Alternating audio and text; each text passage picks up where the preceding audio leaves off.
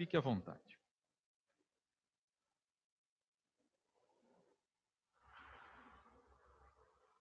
Quantas vezes você já lavou as mãos hoje?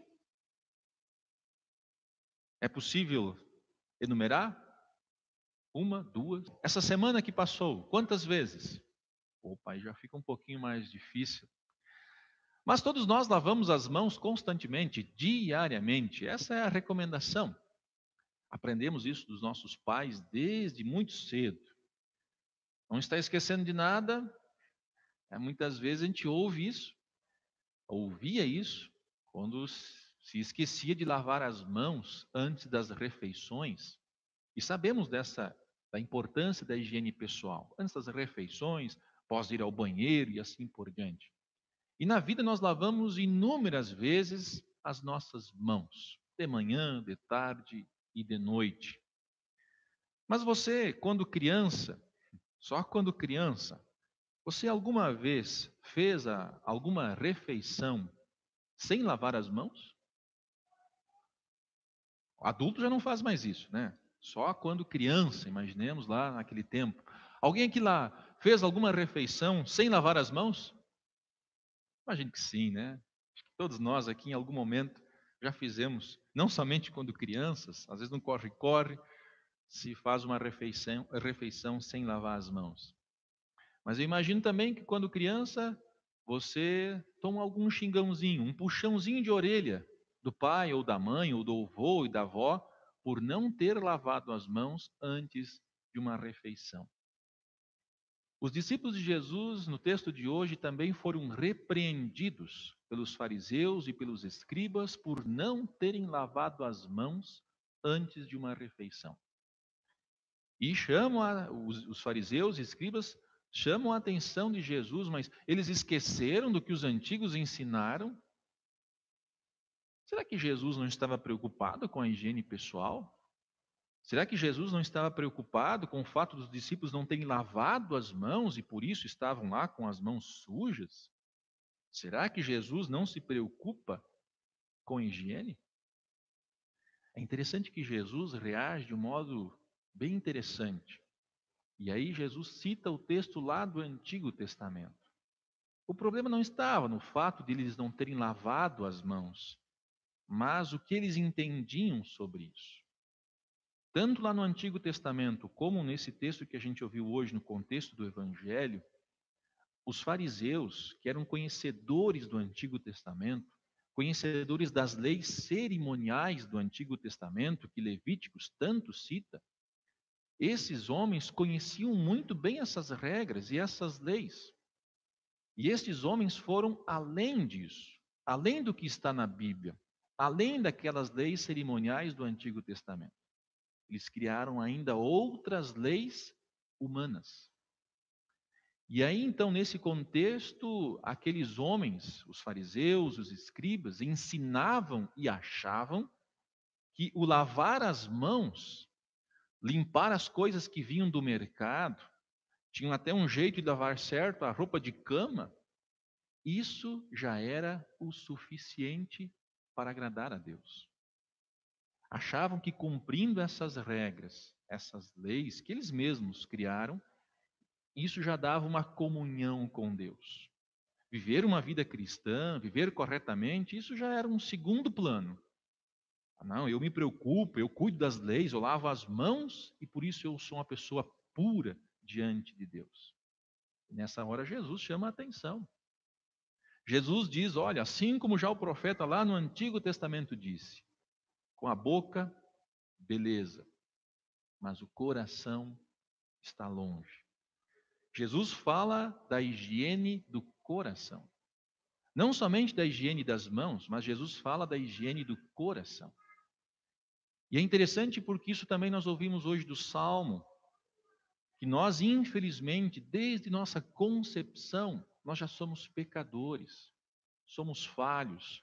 Nós queremos fazer o que é certo, como diz Paulo. O bem que eu quero fazer, esse eu não faço. O mal que eu não quero fazer, esse eu acabo fazendo, como diz Paulo lá em Romanos. O capítulo 3 de Romanos está muito ligado ao salmo que nós ouvimos hoje. Não há justo nenhum sequer. Todos pecaram, todos estão longe de Deus, carecem da glória, carecem da misericórdia do bom Deus. Por isso Jesus está dizendo, gente, o lavar as mãos até que é importante. Sim, a higiene pessoal é importante. Mas algo a mais precisa ser purificado. Algo a mais precisa ser lavado. E aí nós lembramos do que aconteceu hoje. Do que aconteceu também conosco. No dia em que fomos batizados, nós sofremos uma higiene do coração.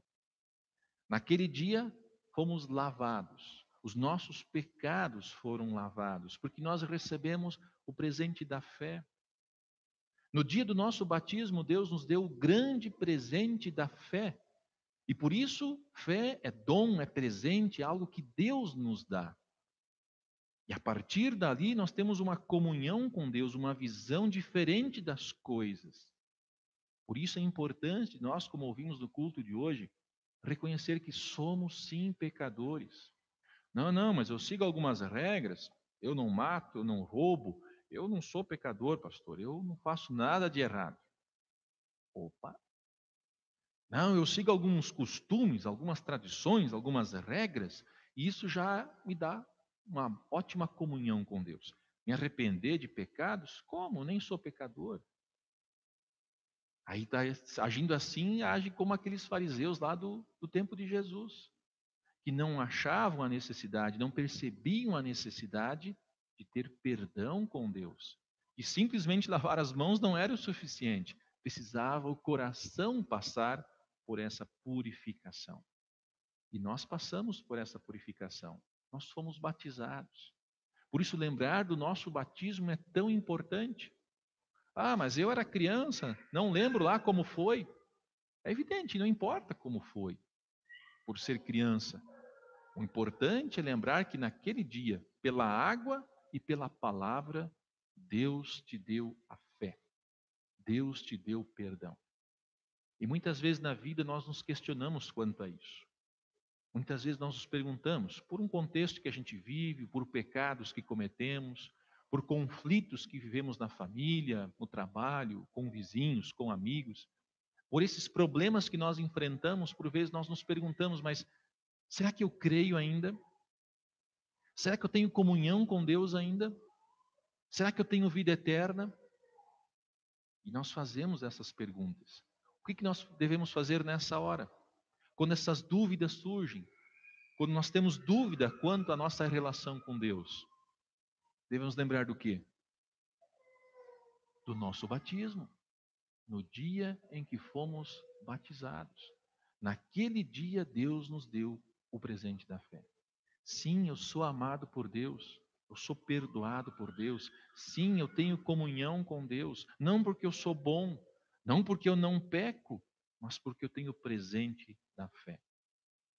A visão desse presente que Deus nos dá do batismo nos traz um consolo muito grande.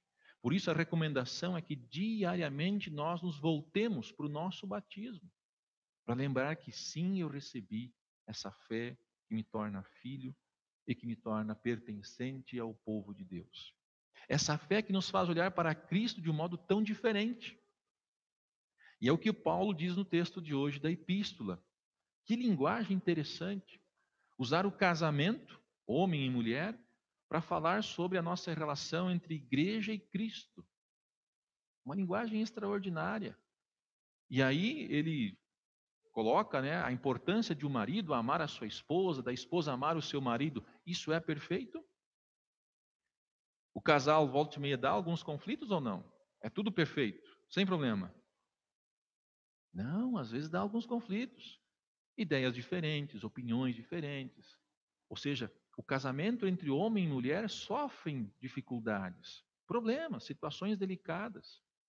E aí Paulo diz, olha, existe um casamento perfeito. Existe um marido perfeito.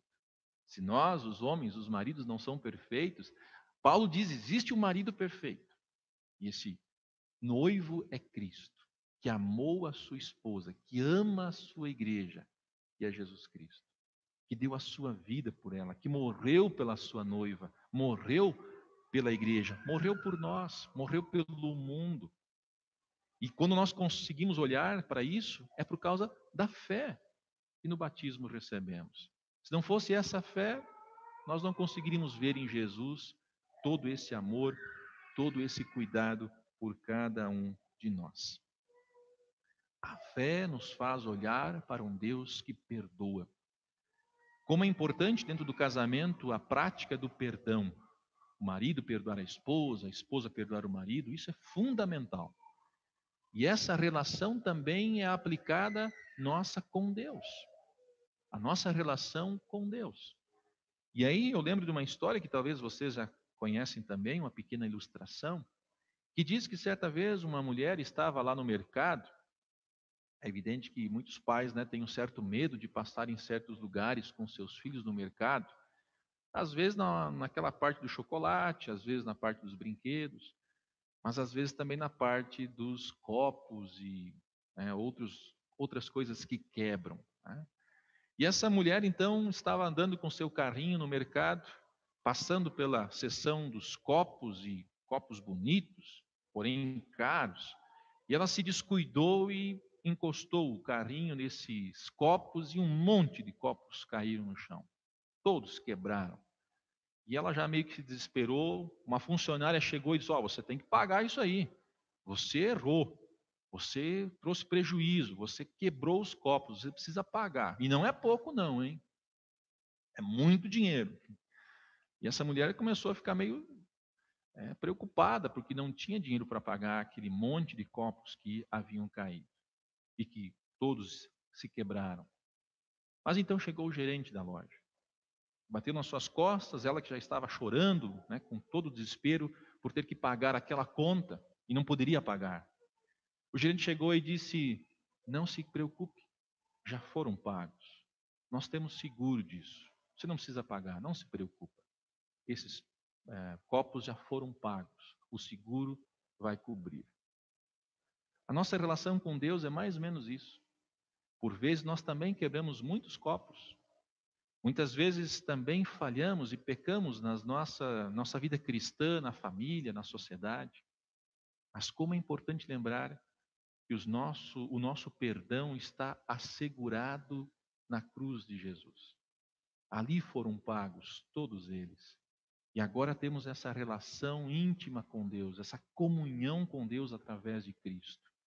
Como é consolador saber que eu não preciso fazer um monte de coisas para chegar até Deus. Basta crer, basta ter a fé em Jesus Cristo. Essa fé me dá íntima comunhão com Deus, perdão dos meus pecados e vida eterna. Eu não preciso lavar bem as mãos, lavar bem os copos, lavar bem a roupa de cama para ter comunhão com Deus, assim como os fariseus achavam. Eu não preciso seguir um monte de regrinhas para ser salvo. Basta crer. E esta fé que está no meu coração, a fé que é do batismo, a fé cristã, me leva a querer fazer aquilo que agrada a esse bom Deus. A viver um cristianismo autêntico, sério, verdadeiro. Mesmo que eu continue ainda quebrando muitos copos na vida. Mas por causa dessa fé, ter a certeza de que temos um Deus que justamente nos perdoa. Que possamos continuar cuidando da higiene pessoal, lavando as mãos, tomando banho seguidamente, mas ao mesmo tempo nos preocupemos com a higiene do coração e possamos diariamente reconhecer o quanto dependemos daquele que por nós na cruz padeceu, sofreu e morreu. Aquele que nos ajuda a viver neste mundo com os olhos na eternidade.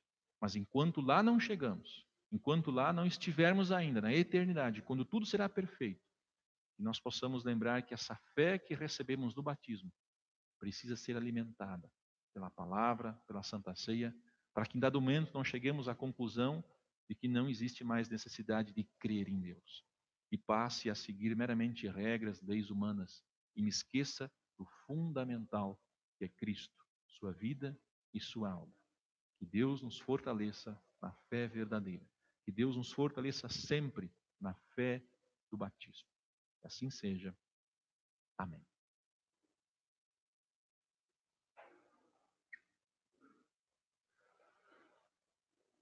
Que a graça